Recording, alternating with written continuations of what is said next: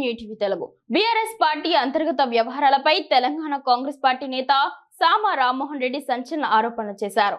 MLC కవిత రాసినట్లుగా ప్రచారంలో ఉన్న లేఖ, పార్టీలో నెలకొన్న విభేదాలు, రాబోయే పరిణామాలపై ఆయన కీలక వ్యాఖ్యలు చేశారు. కవితను పార్టీ నుంచి సస్పెండ్ చేసేందుకు రంగం సిద్ధమైందని, త్వరలోనే ఈ ప్రకటన వెలువడుతుందని జోస్యం చెప్పారు. ప్రస్తుతం కేసీఆర్ పరిస్థితి తమిళనాడు మాజీ ముఖ్యమంత్రి జయలలిత చివరి రోజుల్లో తయారైందని రామ్మోహన్ రెడ్డి ఎద్దేవా చేశారు. ఒక 10 రోజుల ముంగట మన ప్రెస్ మీట్ పెట్టి మరి బీఆర్ఎస్ పార్టీలో జరుగుతున్నటువంటి కుటుంబ కుంపటి గురించి, కూతురు తండ్రిని ఉద్దేశించి రాసినటువంటి లేఖ గురించి, అందులో పొందుపరిచినటువంటి అంశాల గురించి చాలా స్పష్టంగా మీడియా ముఖంగా తెలంగాణ ప్రజానికానికి చెప్పడం జరిగింది. తర్వాత అవి ఫేక్ లెటర్లని, లేకపోతే కాంగ్రెస్ పార్టీ నుంచి నేనే ఏదో తయారు చేసినా అని, లేకపోతే అందులో వాస్తవాలు ఏమీ లేవని,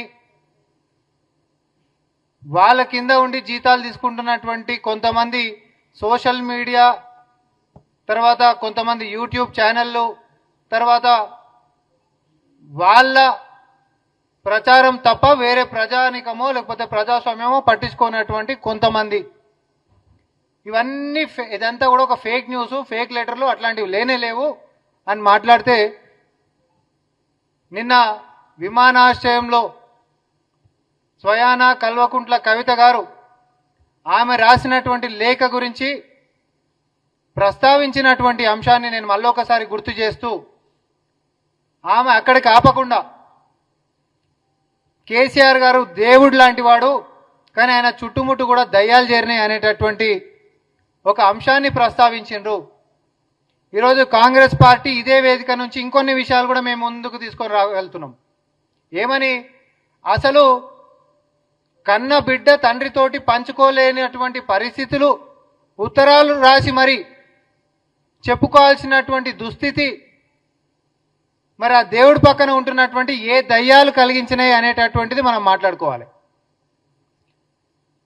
ఆమె దృష్టిలో, కవిత గారి దృష్టిలో కేసీఆర్ గారి పక్కనే ఉంటూ కన్న కూతురి యొక్క సమావేశాన్ని కూడా జరగనీయకుండా, తన మనసులోపటి మాటల్ని కూడా చెప్పనీయకుండా ఆపినటువంటి అతిపెద్ద దయ్యం ఎవరు అనంటే సంతోష్ రావు.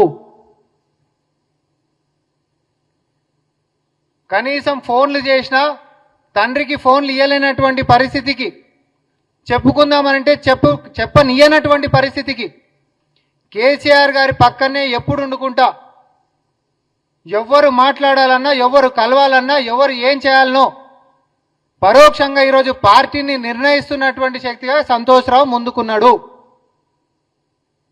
ఎమ్మెల్యేలు పత్రికలు ఈయనకి పోతామనంటే కూడా దర్శనానికి ధరలు పెట్టినటువంటి చరిత్ర ఆయన కుంతి అనేటటువంటిది ఇదే మీడియా ముఖంగా నేను చెప్తా ఉన్నా. ఇక కేటీఆర్ గారు ఈరోజు ప్రెస్ మీట్ పెట్టి ఆయన మాట్లాడిండు.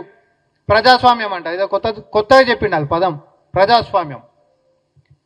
కాంగ్రెస్ పార్టీ నుంచి మేము ఒకటే అడుగుతా ఉన్నాం, కన్న కూతురు తండ్రితోటి మాట్లాడనీయని పరిస్థితి, ఉత్తరాలలో బాధలను పంచుకునేటటువంటి పరిస్థితి వచ్చింది అనంటే ఇది ఏ ప్రజాస్వామ్యం కిందకి వస్తుందో కేటీఆర్ గారు జవాబు చెప్పాలి.